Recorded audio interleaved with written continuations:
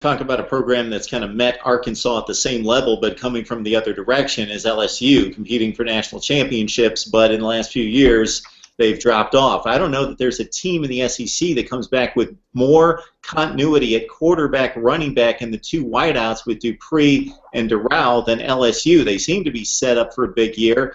If Brandon Harris and Cam Cameron can work together and figure out, this was a team that had, I believe, other than South Carolina and Kentucky, the fewest big passing plays of 20-plus yards than anybody in the conference. And with Durrell and Dupree on the outside, that shouldn't be the case. No, it shouldn't. And you hit the nail on the head. Leonard Fournette's going to get all the hype at LSU, but look, that team's only going to go as far as Brandon Harris can take them.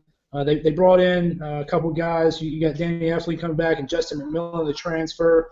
But reading the reports out of New Orleans and Baton Rouge, it looks like it's going to be Brandon Harris's team again this year. Look, Brandon Harris doesn't have to be the guy in Baton Rouge. He's looking for that Jake Coker, that Blake Sims, that Trent Dilfer model. They just need him to be a game manager, get 4 or 5 passes to the tight end, 10 to 15 yards a game, and get 8 to 10 targets down to Malachi Dupree deep, and let Leonard Fournette do the rest. So I think if Brandon Harris can have a solid season, LSU is going to be back in the national title contention. It's going to be all about Brandon Harris. They come back with 8 starters on the defense. Their only question marks the linebacking core. Stop me if you heard this before. LSU has a defensive coordinating change, bringing in Dave Aranda from Wisconsin, as you talked about earlier, and then questions at quarterback. That's really the narrative of the entire conference, particularly the West this year. But again, if Brandon Harris can get consistency and manage the game, LSU will be in the national title hunt, I think. And again, they're another team that starts off week 1 against Wisconsin and Lambeau. So we'll find out if Brandon Harris is ready from the very first game. Mike, you stole my segue there. I'm looking forward to that game. They played a really good game at Reliance Stadium in Houston 2 years ago. Melvin Gordon was having his way. Wisconsin was up 24-7. He left the game. The Tigers started to use their playmakers on the outside, hit a couple big plays, and the defense took over, won a really good game, 28-24, I believe. But, yeah, at Lambeau, you talk about a college football setting, week 1, LSU, Wisconsin, that's going to be great. All right, Dave, talk about the Tigers. What do you see there? I think it's going to be interesting how Aranda comes in, and with the depth concerns at linebacker, he's been known to come in and change his style. He can run a 3-4. He's run a 3-3-5 before.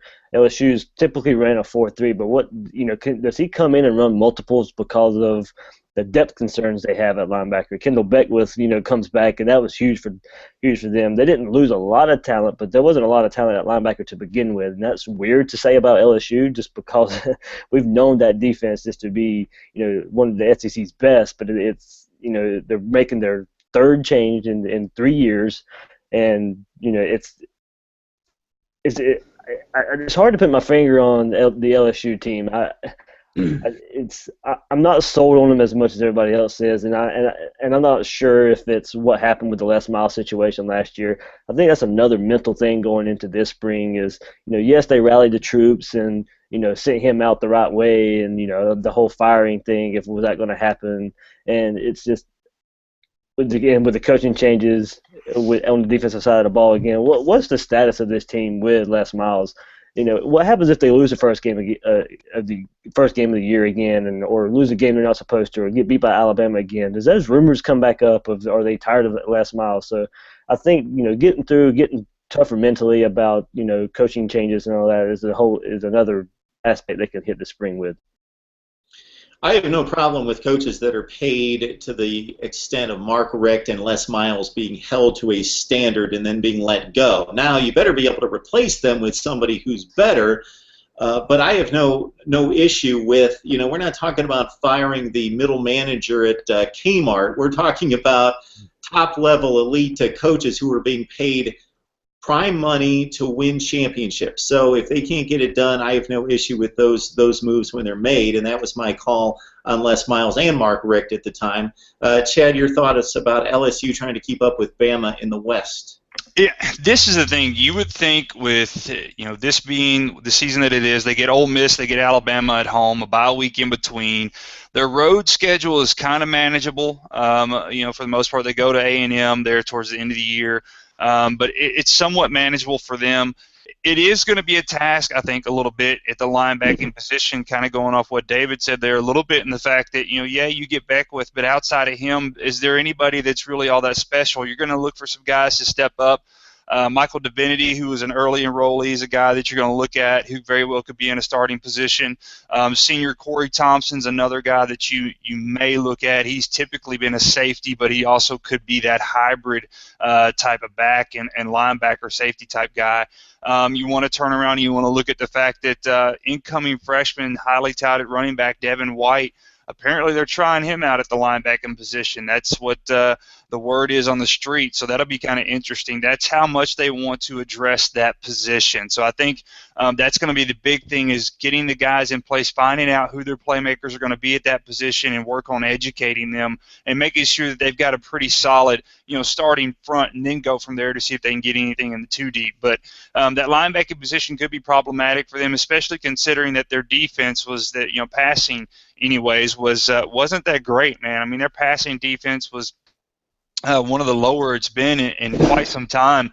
I believe they're at LSU. As a matter of fact, at number 12 in the SEC, they finished. They gave up 224 yards, and that was, for the longest time, people wanted to say it was DBUs between them and Florida. So I think you kind of tip the hat towards Florida with that stat. But anyways, the passing, the thing is on offense, and this is basically it. Mike kind of hit on it. Bottom line, the relationship between offensive coordinator Cam Cameron and Brandon Harris, the quarterback, has got to mature during this spring. You've got to be able to see some big steps going forward. Brandon Harris just has been really timid when it comes to throwing the long ball.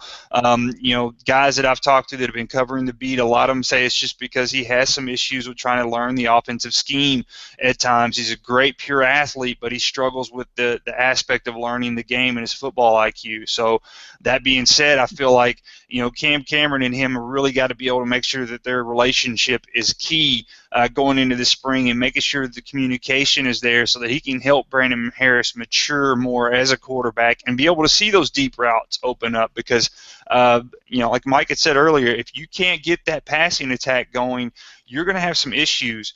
When your passing offense ranks number 11 in the SEC, but yet you have the number 4 total offense, that tells you a whole heck of a lot about what this team is doing offensively. That being said, it's tough to stop a guy like Fournette. Then you got Geis coming in, who showed last year on special teams and at times when he got to carry that he was a really special talent. So I think you've got some guys there in the running portion. It's going to be a matter of, can you stop us? And you bring back Le Couture for his senior year at the defensive line, so that's going to help out a little bit. But, there's a lot of questions here for LSU, and if they're going to do it, it all starts with that quarterback position. Yeah, and to stay on that theme, Chad, the reason Brandon Harris couldn't get on the field the season before was exactly what you alluded to. He had difficulty absorbing the playbook. They gave him one start on the Plains at Auburn, and it was a complete disaster against a marginal Auburn defense, and they had to get him off the field because Anthony Jennings at least could run the offense and understood it, even though Harris had the bigger upside. They were able, obviously, to work with him enough in the offseason to get him set to where he could be manageable in the offense, but really couldn't take the passing game to the next level, regardless of having those elite receivers on the outside.